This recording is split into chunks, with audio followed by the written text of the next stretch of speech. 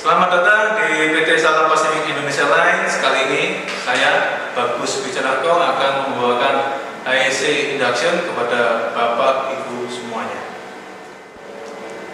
Di perusahaan ini terdapat beberapa peraturan umum. Yang pertama adalah dilarang merokok di seluruh area PT Spill kecuali di area merokok. Dilarang membawa dan mengkonsumsi minuman alkohol dan obat-obatan terlarang. Yang ketiga adalah dilarang mengoperasikan mesin dan peralatan yang bukan menjadi kewajibannya, alias tanpa izin dari PIC-nya masing-masing. Yang keempat adalah tanpa seizin pejabat berwenang, dilarang memindahkan peralatan emergensi seperti alat pemadam, kotak PDK, dan lain-lain. Yang kelima adalah karyawan, tamu, kontraktor yang bekerja di area PT Spill wajib menggunakan APD yang sesuai dengan bahaya-bahaya yang ada. Keenam, karyawan, tamu, ataupun kontraktor wajib mengikuti semua peraturan dan usaha perusahaan dalam mencegah timbulnya kecelakaan kerja. Yang ketujuh dan terakhir adalah membuang sampah pada tempatnya. Oke. Dalam pekerjaan terdapat beberapa bahaya yang dapat kami petakan yang Bapak Ibu wajib diketahui. Disebut bekerja adalah ketika kita berangkat, selama kita bekerja, dan ketika kita kembali ke rumah masing-masing. Bahaya yang pertama adalah bahaya di lalu lintas.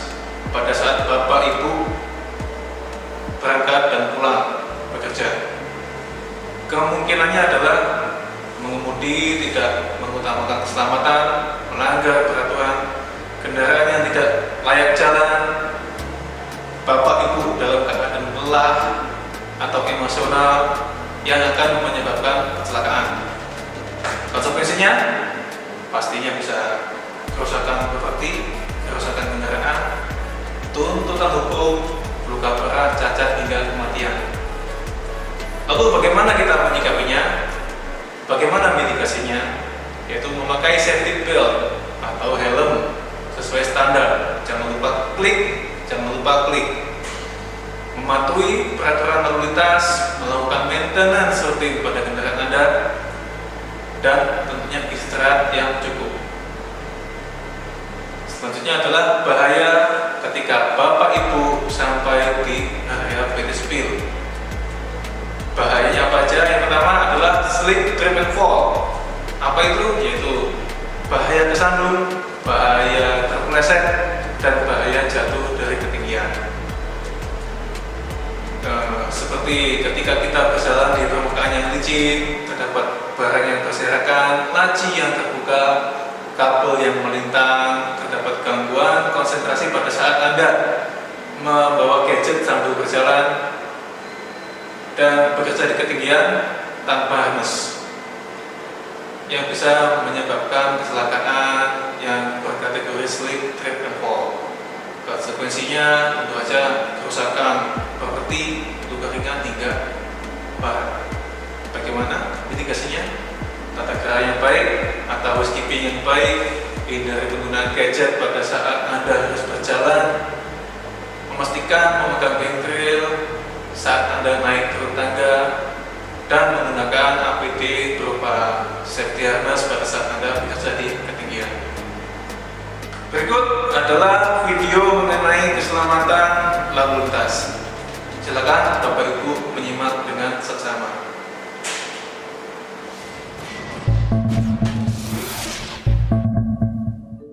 Hi, I'm Michelle Yeoh. As an actress, I've been in many dangerous situations on screen, but I always get to walk away. In real life though, most people don't. So when you're in your car, follow these safe steps and help save lives. The numbers don't lie. Seat belts save lives. Everyone should always wear a seat belt. Passengers who don't wear seat belts are a danger to themselves and others. In a crash, they can be thrown around the car, causing serious injury. Ensure children are safely fastened into car seats suitable for their size and weight. And keep small children out of the front seat. We all have a role in road safety. You're in your car. Follow these safe steps and help save lives. Make sure you stick to speed limits. They're there to protect you and others. Slow down at high-risk areas like junctions, sharp turns, and before traffic lights. And watch out for pedestrians and cyclists. To avoid collisions, keep a safe distance. Remember the 3-second rule. Pick out an object, count to 3.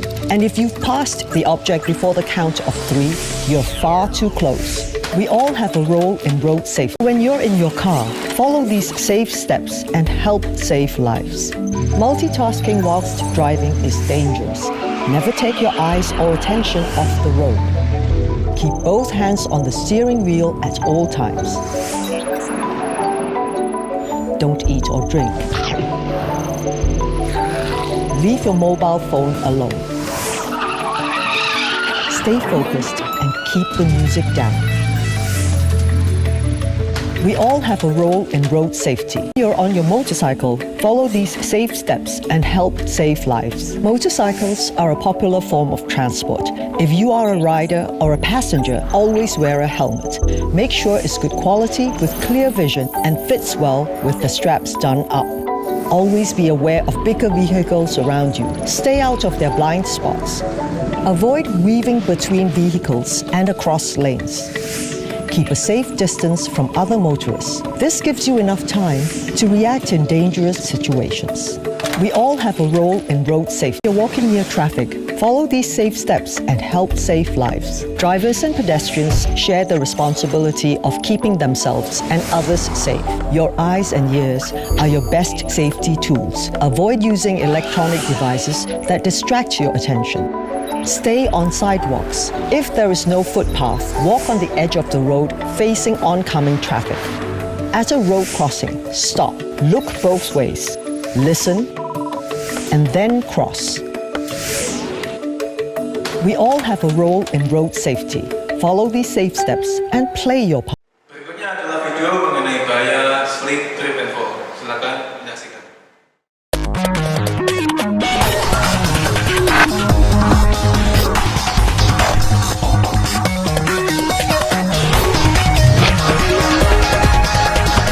Slips and falls are one of the most common workplace injuries, which is unfortunate because with care, a life-changing slip can be avoided.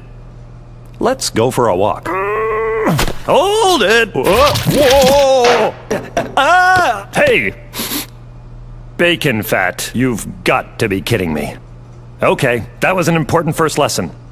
Many slips can be avoided by just taking your time and paying attention to what's in front of you. Things like, say, wet floor signs. More importantly, slips and falls can be avoided by taking steps, no pun intended, to make your workplace a safe one. Things like cleaning up bacon fat right away instead of just sticking a sign in front of it. Or making sure rugs and carpets are secured so they lie flat. Okay, that's a bit cliche. I've been around too long to trip on cliches. Well, that was a bit surreal, but illustrates the point that all walkways should be kept free of obstacles, like boxes, cords, monkeys, etc. Rod, can I tell you a story? No, there are no talking buckets in this. You should also avoid carrying bulky objects that impair your vision of the floor.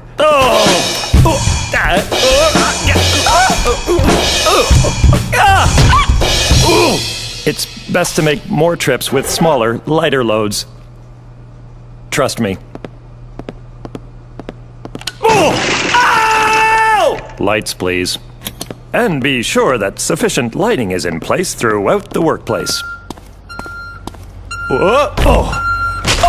Ramps and areas around loading bay doors are often wet and slippery.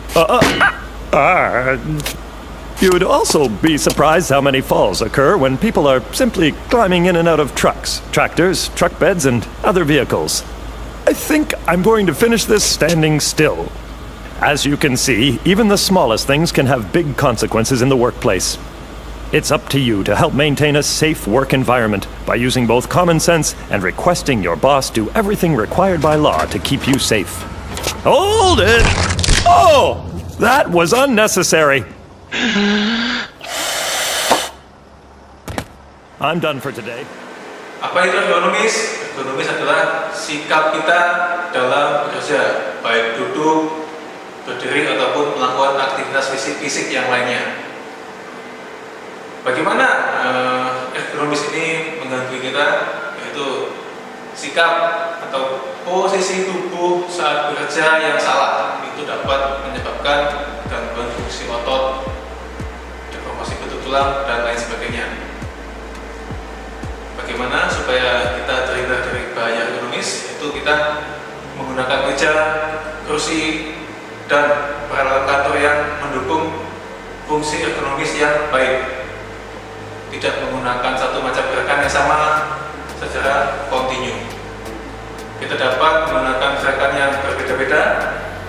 Kita bisa melakukan stretching. Bagaimana langkah kita supaya dapat menghindari bahaya ergonomis? Yaitu satu, menggunakan meja, kursi, dan peralatan kantor yang mendukung fungsi ergonomik dengan baik, yang dapat menyesuaikan bentuk tubuh kita, bukan sebaliknya kita yang menyesuaikan dengan kursi atau meja. Jangan memaksa kita untuk membungkuk kalau memang mejanya atau kursinya tidak sesuai dengan tubuh kita. Idealnya adalah meja atau kursi yang menyesuaikan dengan bentuk tubuh.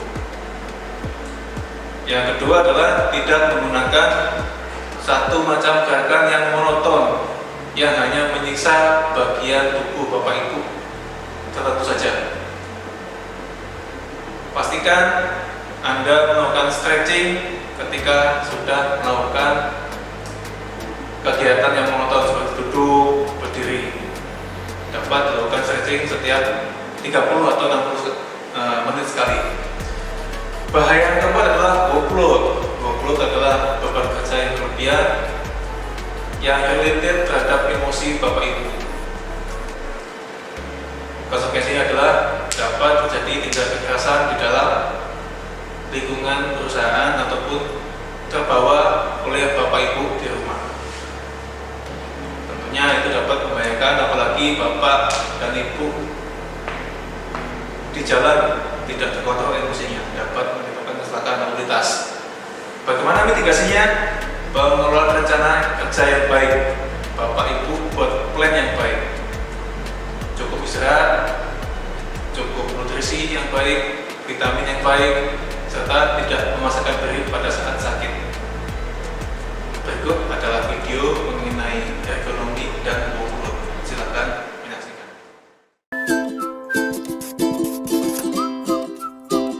When people hear ergonomics, they often think of this. But in truth, ergonomics is simply fitting the workplace to the worker, rather than the other way around. And that includes lots of workplaces: construction, manufacturing, transportation, healthcare. You get the idea. So today, we're going to cover some ergonomic basics that apply to virtually any workplace. These include proper posture, managing forces, and excessive repetitive motion. Ready? Let's start with posture. Sitting, standing, walking, it really doesn't matter. Proper bone and joint alignment is key. So straighten up that back, keeping ears, shoulders, and hips in a straight line. Good. Now squat by hinging at the hip. Keep everything aligned. Now sit. Perfect. Maintaining that posture through your day and work, any work, will reduce fatigue, eliminate strains, decrease stress on joints and ligaments, and have you feeling great. If posture is good, forces are evil. Why? Because they assault your posture constantly. There are lift and carry forces, grip forces, push and pull forces, and just plain old gravity. Hey, let's help you out with this. To avoid injury, don't lift, pull, or push too much. Let your posture guide you. And if need be, get help or use a hand truck or other tool. Also, move that body. If you stand up a lot for work, sit. If you've been sitting, stand up. Every change is an opportunity to realign and think about your posture. Our last Ergo 101 topic is repetitive motion. Doing the same task over and over and over and over and over and over. Well, you get the point. Repetitive motions from jobs like these can cause carpal tunnel syndrome, joint problems, poor circulation, and more. Fortunately, these injuries are easy to avoid. First, by arranging your work area to fit you and support good posture, and second, by stretching. Stretches like this, or this, or this, well, maybe not that. Every 30 to 60 minutes can make a world of difference and prevent injury. Show off. Let's recap. Ergonomics is all about fitting your work environment to you. So set up your station to support good posture. Be mindful of posture, reduce forces, and take breaks to stretch and realign yourself. Do all that, and you'll be on your way to being more efficient, more productive, and healthier. Baik, itu tadi video mengenai bahaya lalu lintas dan bahaya slip and fall. Yang ketiga, bahaya yang kita jumpai adalah mengenai ergonomis. Bahaya yang kelima adalah mengenai electricity, mengenai kelistrikan. Skenario-nya adalah tentu saja sangat mudah dibayangkan, yaitu dapat tersengat arus listrik saat menggunakan, saat plug in, plug off, ataupun saat maintenance peralatan elektronik. Konsekuensinya mulai cedera ringan sampai kematian.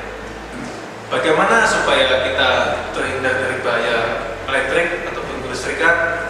Inspeksi rutin perlu Bapak Ibu. Memastikan bagian tangan kita saat plug in, plug off sudah kering, tidak basah. Dan memutuskan hubungan listrik pada saat Anda melakukan maintenance perkara ataupun perbaikan. Bahaya yang keenam adalah mengenai pencahayaan.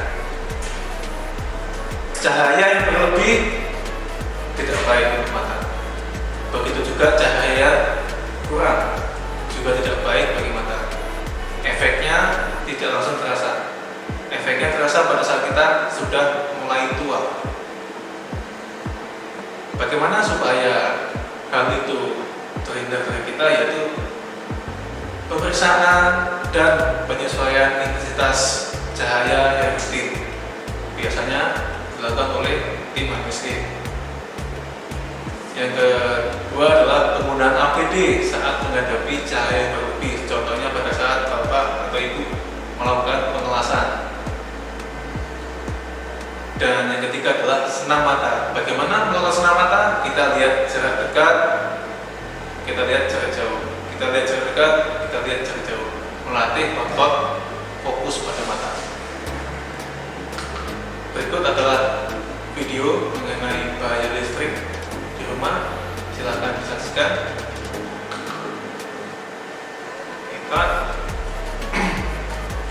Bahaya yang ke-8 adalah mengenai sampah. Jika Bapak dan Ibu melakukan penanganan sampah, ada bahaya yang mengintai, yaitu penularan penyakit akibat kontak langsung dengan sampah. Konsekuensinya adalah menderita penyakit menular, pembuluh darah tubuh, dan diare, dan penyakit yang lain. Mitigasinya bagaimana? Menggunakan APD, sarung tangan, masker, dan lain sebagainya, dan memastikan cuci tangan setelahnya. Bahaya ke-9 adalah bahaya EV vehicle, kendaraan berat. Jika Bapak Ibu berkunjung atau mungkin saja bekerja di lapangan atau di depo ataupun di area pelabuhan, tentu Bapak dan Ibu berhadapan dengan alat berat. Bagaimana kemungkinannya? Yaitu kita kontak langsung dengan alat berat. Bagaimana mitigasinya?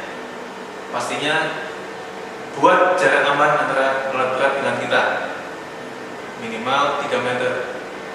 Jika terpaksa Bapak dan Ibu mendekati alat berat, pastikan Anda sudah berkomunikasi dengan baik kepada operatornya, bisa lambaikan tangan, dan pastikan operator telah melihat Anda. Dan jangan paksakan untuk melintas ketika alat berat masih bergerak atau belum dipersilakan oleh operatornya. Bahaya ke-10 dalam bekerja adalah manual handling. Manual handling adalah pengangkatan yang kita lakukan secara manual menggunakan kekuatan tubuh kita. Bagaimana hal ini dapat mengganggu Anda, yaitu timbulnya penyakit akibat kerja pada saat Anda sudah mulai tua. Bagaimana konsekuensinya adalah cedera otot atau kesendian dan kerusakan aset ketika barang yang kita angkat gagal angkat dan jatuh. Mitigasinya adalah memahami konsep manual handling yang baik. Ini pasti terjadi dalam hidup Anda, baik dalam pekerjaan ataupun di rumah. Yang akan kita contohkan adalah mengangkat galon. Jadi ketika Anda akan mengangkat secara manual, pastikan posisi Anda seperti ini. Kuda-kuda Anda seperti ini. Langkah yang kedua adalah Anda jongkok. Tegakkan benda yang akan Anda angkat ke tubuh. Pastikan Anda telah merasakan bahwa ini mungkin dapat saya angkat. Jika tidak, jangan paksakan. Yang kedua adalah pegang dengan kuat. Pastikan punggung tetap sejajar, tetap lurus. Kita angkat menggunakan kekuatan lutut. Dekatkan benda yang diangkat dengan sumbu tubuh, dekatkan dengan tubuh. Lalu mulai berjalan, dan jika sudah sampai tujuan, letakkan dengan cara yang berlawanan seperti tadi. Jongkok. Berikutnya adalah pembahasan mengenai APD. APD wajib digunakan pada saat Anda berjumpa dengan bahaya. Bagaimana kita berjumpa? Pada saat kita bekerja ataupun kunjungan ke lapangan. APD yang paling basic, yang paling dasar adalah helm safety, safety vest, dan safety shoes. Jika Bapak dan Ibu bekerja di lapangan dan belum mempunyai APD, silakan ajukan kepada Departemen QHSE. Berikutnya adalah kita bahas mengenai safety sign, alias rambu keselamatan. Ada 4 macam yang digolongkan berdasarkan warnanya. Warna biru adalah perintah, warna merah adalah larangan, warna kuning adalah peringatan, dan warna hijau adalah informasi.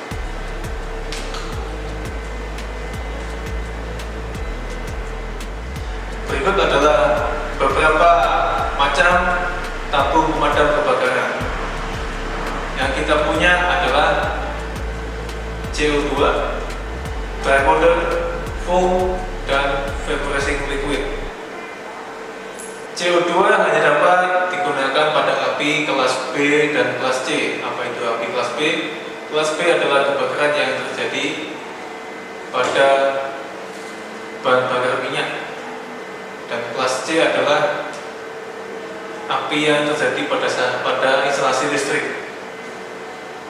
Dry powder dapat digunakan pada kelas api A, B, C. Tabung pemadam tipe CO2 dapat digunakan pada kebakaran B dan C. Kebakaran api kelas B adalah kebakaran api yang berasal dari bahan bakar minyak dan turunannya seperti stempel dan lain-lain. Untuk C adalah api yang terjadi pada peralatan listrik yang masih aktif. Untuk dry powder dapat digunakan pada api kelas A, B, dan C. Kelas A adalah kebakaran yang terjadi pada kayu dan kertas. Untuk pemadam api foam dapat digunakan pada tipe api A dan B. Jangan sekali-kali digunakan pada api tipe C, yaitu elektrik. Yang dapat membahayakan keselamatan Anda. Seperti dry powder, vaporizing liquid dapat digunakan pada api kelas A, B, dan C. Pahami tabung pemadam Anda di sekeliling Anda sebelum Anda menggunakannya.